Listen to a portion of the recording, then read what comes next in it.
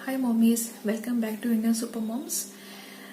Weather change हो रहा है और इस मौसम में बच्चों को कोल्ड एंड फ्लू होना बहुत कॉमन है। मुश्किल क्या है, उसका सही तरीके से ट्रीटमेंट करना, उसका इलाज करना घर पर। अगर हम लोग को भी अगर कोल्ड एंड फ्लू होता है तो हम लोग भी बहुत सारी रेमेडीज ट्राई करते हैं घर पर ही, जैसे कि काढ़ा बना के पीते हैं या अदरक शहद का रस पीते हैं।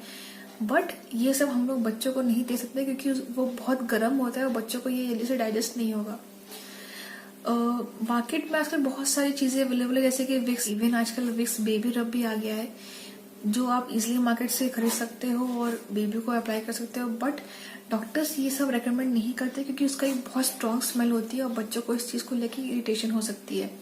तो आज मैं आपके लिए सिंपल सी होममेड विक्स की आज मैंने एक रेसिपी आपके साथ शेयर की है। आई होप आपको ये पसंद आएगी इनफैक्ट। और प्लीज मेरी वीडियो को अपने फ्रेंड्स के साथ भी शेयर करना, किसी ना किसी को तो ये हेल्प जरूर करेगी। और प्लीज सब्सक्राइब जरूर करना मेरे चैनल को। तो दोस्तों चलिए शुरू करते हैं ये वीडियो और देखते हैं ये सिंपल सी रेसिपी। सब्सक्राइब करें इंडियन सुपर मॉम्स चैनल को और बेल आइकन को जरूर हिट करें लेटेस्ट वीडियो सबसे पहले देखने के लिए। तो दोस्तों ये कुछ सामान चाहिए हमें होममेड विक्स बनाने के लिए, जो कि बहुत इजीली घर पर ही अवेलेबल रहता है। सबसे पहला सामान है ये कपूर यानी कि कैफर, जो हम लोग नॉर्मली पूजा के लिए यूज़ करते हैं। नेक्स्ट है ये घी, ये मैंने यहाँ पर गाय का घी लिया है। उसके बाद ये प्लास्टिक कंटेनर विक्स को स्टोर करने में। तो दोस्तों चलिए शुरू करते हैं इसको बनाना। सबसे पहले हम लोग घी को मेल्ट करेंगे। याद रहे आपको, घी को सिर्फ मेल्ट करना है, इसको बॉयल नहीं करना है। और मुश्किल से ये 5 सेकंड लेता है पूरा अच्छी तरीके से मेल्ट होने में घी। तो यहाँ पर मेरा घी अच्छी तरीके से मेल्ट हो चुका है। अब हम लोग इसमें कपूर को डालेंगे। तो यहाँ मैंने कपूर को डाल दिया अच्छी तरीके से और इसको भी हम जल्दी जल्दी से मेल्ट करेंगे। कपूर थोड़ा सा टाइम लेता है मेल्ट होने में। और यहाँ पर मेरा कपूर शुरू हो गया है मेल्ट होना। फ्लेम लो रखिए आप, ना मीडियम ना हाई, वो इसको लो पर ही पकने दे अच्छी तरीके से, ताकि घी बहुत ज़्यादा ना गर्म हो और कपूर भी जल्दी से आग ना पकड़े, क्योंकि कपूर बहुत जल्दी आग पकड़ लेता है। इसलिए फ्लेम को हमेशा लो ही रखें और लो पर ही इसको अच्छे से मेल्ट होने दें।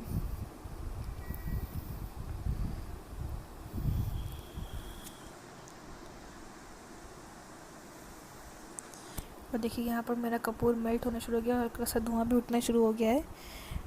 अब इस स्टेज पे हम लोग गैस को ऑफ कर देंगे और इसको ढक देंगे अच्छी तरीके से।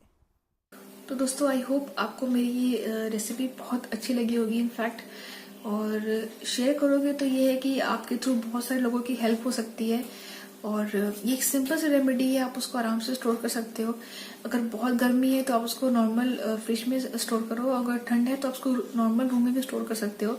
इसका टेक्सचर बिल्कुल विक्स के जैसा रहेगा और उसकी स्मेल भी बिल्कुल सेम वही रहेगी। बट ये होममेड है और ये बेबी के लिए बिल्कुल सेफ है, बहुत लाइट है। विक्स की स्मेल बहुत स्ट्रांग होती है, तो इसकी स्मेल उतनी स्ट्रांग नहीं है, लाइट स्ट्रांग है। और आप आराम से बेबी के चेस्ट पे और बेबी के फीट पे और बेबी के यहाँ नेस पे आप उसको लगा दो और फिर बेबी को कवर करके उसको सुला दो। ये बहुत हेल्प करेगी इनफैक्ट आपको। और आई होप आपको मेरी वीडियो पसंद आई होगी। मेरे कुछ सोशल मीडिया लिंक्स आपको यहाँ पर डिस्प्ले हो रहे होंगे, आप उन सब पे जाना, मेरा पेज को लाइक जरूर करना और चैनल को सब्सक्राइब करना मत भूलना। Till then bye.